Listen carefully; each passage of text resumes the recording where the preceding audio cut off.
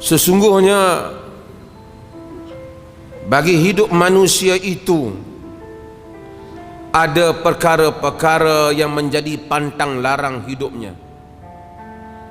Siapapun dia, sama ada dia itu beragama atau tidak beragama, tentu ada perkara yang menjadi pantang larang di dalam kehidupannya. Kerana manusia itu tidak hidup bersendirian, dia hidup di dalam masyarakatnya. Seseorang mempunyai ibu dan ayahnya. Walaupun mungkin tidak berpelajaran tinggi atau mentelaah banyak buku dan falsafah hidup, seseorang akan menyanjungi dan menghormati ibu dan ayahnya, tanah airnya. Jika ibu dan ayahnya atau anak-anaknya dicerca dan dikutuk, dihina, atau pada hari-hari tertentu yang menjadi penghormatannya, seperti hari kematian keluarganya, jika datang seseorang lalu mencerca si mati, anaknya yang mati ataupun ibunya yang meninggal, tentu perkara itu sensitif bagi hidupnya. Maka walaupun manusia itu boleh untuk melafazkan ataupun menzahirkan pandangan dan ungkapannya, tetapi bagi setiap kebebasan itu mempunyai batasannya. Hal ini kadang-kala cuba disalahartikan atau dimanipulasikan oleh falsafah-falsafah tertentu, seperti sebahagian mereka di barat yang menganggap bahawasanya freedom of expression atau freedom of speech membolehkan untuk mereka mencerca apa saja, khususnya Rasul orang-orang Islam, khususnya agama orang Islam. Dalam masa yang sama mereka melakukan diskriminasi dengan tidak membenarkan orang mencerca perkara-perkara tertentu berhubung dengan negara mereka. Bahkan di barat, di Europe, dikuatkuasakan undang-undang antisemitisme yang melarang kita mencerca bangsa Yahudi. Apabila datang kepada Islam, mereka merasakan ini adalah kebebasan bersuara. Apa yang diungkapkan oleh Macron, Presiden Perancis, yang cuba untuk mengangkat isu kebebasan bersuara bagi membolehkan katun-katun penghinaan kepada Nabi Muhammad secara khususnya ditujukan, ialah sesuatu yang menyanggahi manusia yang bertamadun. Dia hendaklah tahu bahawasanya orang Islam itu menganggap Rasul mereka mengalah ataupun melebihi segala-galanya di dalam hidup mereka. Itulah orang-orang Islam yang benar-benar beriman dan Muslim. Apabila ditanya kepada Ali bin Abi Talib, "Kaifa kana hubbukum li Rasulillah sallallahu alaihi wasallam?" Bagaimana cinta kamu dahulunya kepada Rasulullah sallallahu alaihi wasallam? Kata Ali bin Abi Talib, "Kana ahabba ilaina min amwalina wa anfusina wa abaina wa ummahatina wa minal ma'il baridi ala dham." Sesungguhnya Rasul itu lebih kami kasihi daripada harta kami, daripada diri kami, daripada mak ayah kami, daripada anak pinak kami, daripada kaum keluarga kami, daripada air yang sejuk dalam keadaan sangat dahaga dan haus. maka orang Islam sensitif dengan Rasulnya. Orang Islam mencintai Rasulnya melebihi segala-galanya. Allah Subhanahu wa taala menyebut dalam surah Al-Mujadalah, Allah menyatakan, la tajidu qauman yu'minuna billahi wal yawmil akhir yuwadduna man haddallaha wa rasulahu walau kanu aba'ahum aw abna'ahum aw ikhwanahum ulaika kataba fi qulubihimul iman wa ayyadahum biruhim min wa yudkhiluhum jannatin tajri min tahtihal anhar khalidina fiha radiyallahu anhum wa radu an ulaika hizbullah ala inna hizballahi humul muflihun. Maksudnya, kamu tidak akan dapati, wahai Muhammad, orang-orang yang beriman kepada Allah dan Rasulnya mengasihi orang-orang yang menentang Allah dan Rasulnya, sekalipun mereka itu bapa-bapa mereka, anak-anak mereka, saudara-mara mereka, atau kaum keluarga mereka. Mereka itulah orang yang telah ditulis di dalam hati mereka iman, ditulis pada jantung hati mereka iman, dan diberikan kekuatan dengan ruh daripadanya. Mereka memasuki syurga yang mengalir di bawahnya sungai-sungai. Mereka kekal di dalamnya. Allah meredai mereka, mereka meredai Allah. Mereka itu adalah kelompok Allah. Mereka itu adalah puak Allah. Dan sesungguhnya puak Allah lah yang akan mencapai kemenangan. Sidang Jumaat yang dirahmati Allah, para sahabat radhiyallahu anhum ajma'in mencintai Nabi sallallahu alaihi wasallam. Lihat Zaid bin Ad-Dathinah. Pada hari dia ditangkap oleh Abu Sufyan dan pembesar Mekah, lalu dibawa keluar daripada tanah haram kerana mereka ingin membunuhnya, secara sedikit demi sedikit menyeksanya. Ketika Abu Sufyan berkata kepadanya, wahai Zaid, sebelum dia dibunuh, wahai Zaid, apa pendapatmu jika sekiranya Muhammad berada di tempatmu sekarang dan engkau pulang kepada kaum keluargamu?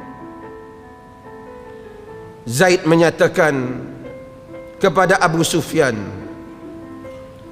wallahi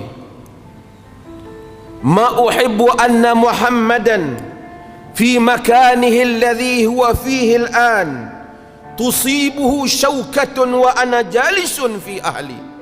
Demi Allah, aku tidak suka jika Muhammad yang berada pada tempat yang dia berada sekarang, di mana saja dia berada, terkena satu duri yang kecil, sedangkan aku berada bersama dengan keluargaku. Maksudnya, kau jangan tanya tentang Muhammad menggantikan tempatku. Jika Muhammad sekarang terkena duri yang kecil pun, aku berada pada keluargaku, aku tidak merelakan hal itu. Kata Abu Sufyan, wallahi ma ra'aitu ahadan yuhibbu ahada kahubbi ashabi Muhammadin Muhammada. Demi Allah, aku tidak melihat seseorang mencintai seseorang seperti mana cintanya sahabat-sahabat Muhammad kepada Muhammad. Itulah Rasulullah. Itulah Rasulullah. Sa'ad bin Mu'adz ketika datang kepada Nabi sallallahu alaihi wasallam membawa orang-orang Madinah dalam keadaan Madinah terancam disebabkan Nabi berhijrah kepadanya. Apa kata Sa'ad bin Mu'adz? Ya Rasulullah, hadhihi amwaluna baina yadayka fahkum bima syi'ta wa hadhihi nufusuna baina yadayka law ista'radta binal bahra la khudnahu wa la nuqatil baina yadayka wa min khalfika wa an yaminika wa an shimalik. Wahai Rasulullah, ini harta-harta kami di hadapanmu, putuskan seperti mana yang engkau kehendaki. Ini nyawa-nyawa kami di hadapanmu, jika sekiranya engkau membentangkan lautan, nescaya kami akan memasukinya, menyeberanginya. Kami akan berperang di hadapanmu, di belakangmu, di kanan dan kirimu demi mempertahankan engkau. Nabi sallallahu alaihi wasallam ketika hari bapa Abu Bakar Siddiq radhiyallahu an datang untuk mengisytiharkan menganut Islam.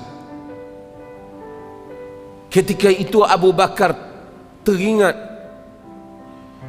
bagaimana bapaknya memasuki Islam, menganut Islam, sedangkan Nabi dahulu pernah bersedih bapak saudara baginda yang dikasihi Abu Talib tidak menganut Islam.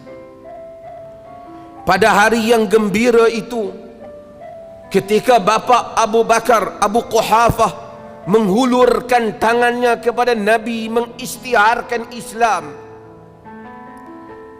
dalam riwayat dalam Musnad Abi Ya'la, Abu Bakar menangis. Nabi melihat Abu Bakar menangis. Baginda bertanya kepada Abu Bakar, "Wa ma yubkika ya Abu Bakar?" Apakah yang menyebabkan engkau menangis wahai Abu Bakar? Kata Abu Bakar, "Ya Rasulullah, la an takuna yadu ammika makana yadihi yubayyu'uka 'ala al-islam yuqirru Allahu 'ainayk ahabba min an yakun." Wahai Rasulullah, jika tangan bapak saudaramu Abu Talib berada di tempat tangan bapakku sekarang, dan dia berbai'ah kepadamu menganut Islam sehingga engkau gembira, lebihlah aku suka daripada bapakku sendiri menganut Islam. Demikianlah hub, demikianlah cinta mereka kepada Nabi sallallahu alaihi wasallam. Namun oleh kerana agama bukan saja cinta, agama itu al-hub wal ittiba', agama itu cinta dan ikut. Qul in kuntum tuhibbunallah fattabi'uni. Katakanlah, jika kamu mencintai Allah, maka hendaklah kamu mengikutku.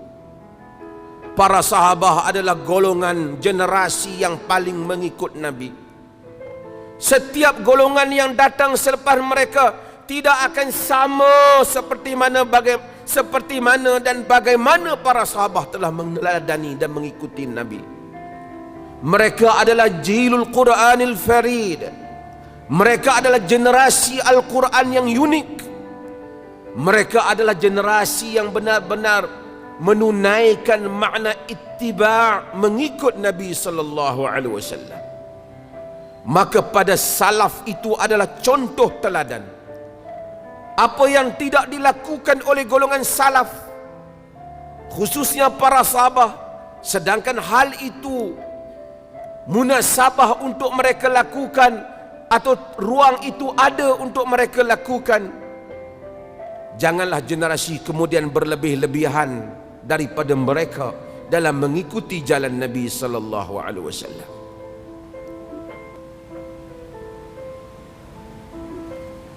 Nabi sallallahu alaihi wasallam itu dicintai oleh sahabat. Pada hari baginda wafat,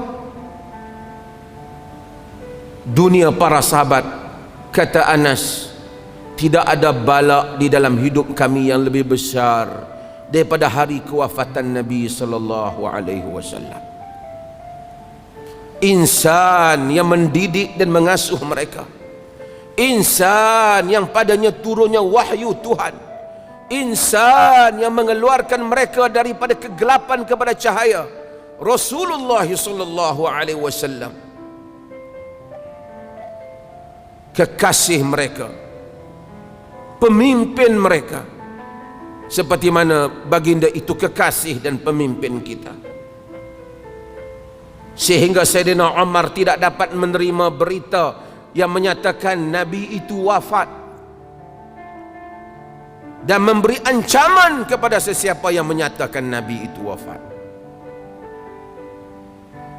Sehinggalah apabila Abu Bakar Siddiq radhiyallahu an masuk melihat jenazah Nabi, ternyata Nabi itu telah wafat.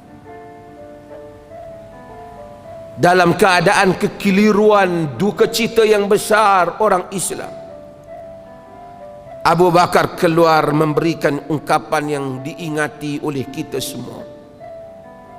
Ayyuhan nas, man kana ya'budu Muhammadan fa inna Muhammadan qad mat, wa man kana ya'budu Allah fa inna Allah hayyun la yamut, wa ma Muhammadun illa rasulun qad khalat min qablihi rusul, afa immata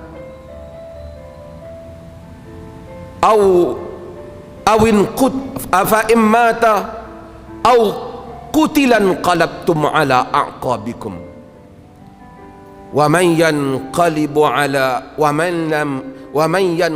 ala aqibaihi falan yadurrallaha syai'a wa sayajzillahu syakirin.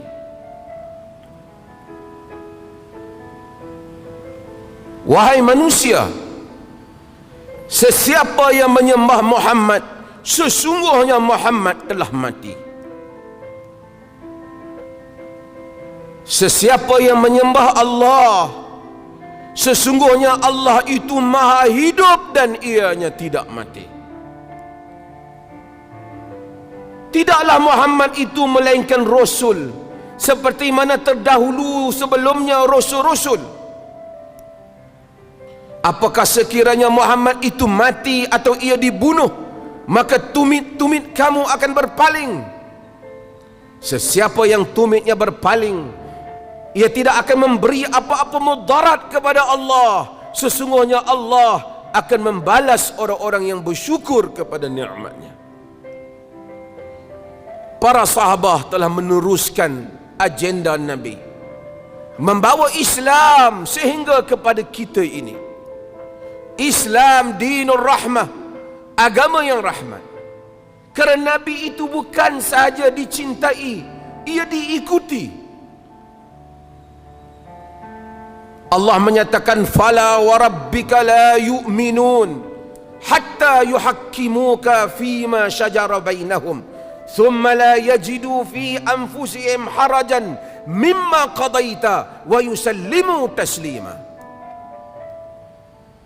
Demi Tuhanmu, mereka tidak beriman sehingga mereka menjadikan engkau pemutus di atas apa yang mereka selisihkan. Kemudian tidak ada di dalam jantung hati, di dalam diri mereka sebarang perasaan tidak puas hati di atas apa yang engkau putuskan. Mereka menerima sepenuhnya, menerima sunnah sepenuhnya, mengikuti ajaran Nabi. Agama telah sempurna, tidak perlu ditokok tambah selepas daripada itu. Inilah Nabi Islam yang menjadi kecintaan orang-orang Islam. Nabi itu dikasihi walaupun orang Islam itu lemah dirinya. Nabi itu dianggap sebagai contoh teladan walaupun kita gagal meneladaninya.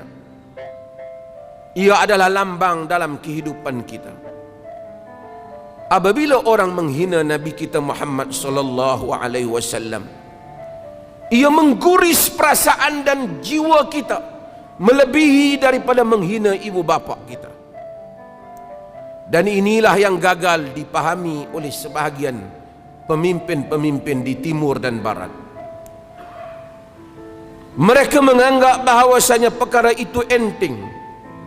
Benar, kita tidak pernah mengizinkan terorisme, keganasan membunuh orang, menyerang gereja. Orang Islam tidak pernah mengizinkannya. Tidak ada fatwa ulama-ulama Islam yang membolehkannya.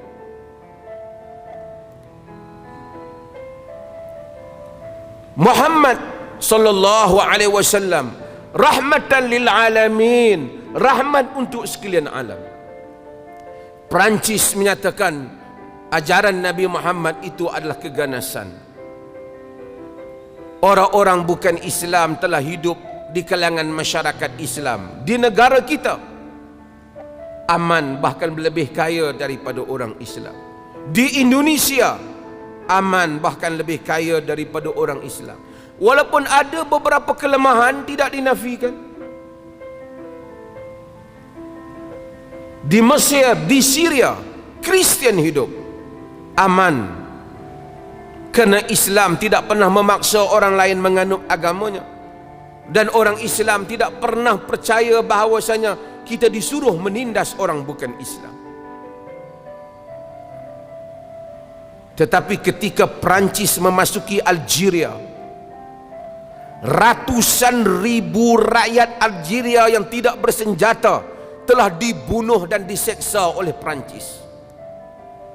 Wanita-wanita dirogol, orang-orang tua dibunuh, kanak-kanak dibunuh, kampung-kampung dihancurkan. Sejarah kekejaman Perancis terhadap Algeria boleh dibaca di berbagai-bagai sumber, terutama pada hari ini. Ketika Itali memasuki Libya, ratusan ribu manusia yang dibunuh. Ketika George Bush mengebom Iraq, dan ketika Amerika masuk ke bumi Iraq, ratusan ribu kanak-kanak dan orang dewasa yang dibunuh. Islam tidak pernah mengizinkan teroris. Tetapi jika dibandingkan orang-orang yang menyalahi ajaran Islam yang melakukan terorisme, tidaklah sampai beratus ribu yang dibunuh, hanya mungkin beratus atau berpuluh. Itu pun sebahagiannya masih lagi samar-samar, benarkah dia Islam ataupun tidak, dibandingkan apa yang telah Barat lakukan dalam membunuh orang Islam. Itu pun tidak pernah para ulama menyatakan hapuskan tamadun Barat ataupun hancurkan mereka. Kita umat Islam ialah umat yang damai, dan Nabi Islam ialah Nabi yang damai. Pada musim ini yang disebut sebagai musim Maulidin Nabi, kelahiran Nabi, walaupun para sarjana itu berbeza bilakah Nabi itu dilahirkan tarikhnya, mereka semua sepakat kelahiran Nabi. Mereka berbeza bilakah baginda dilahirkan.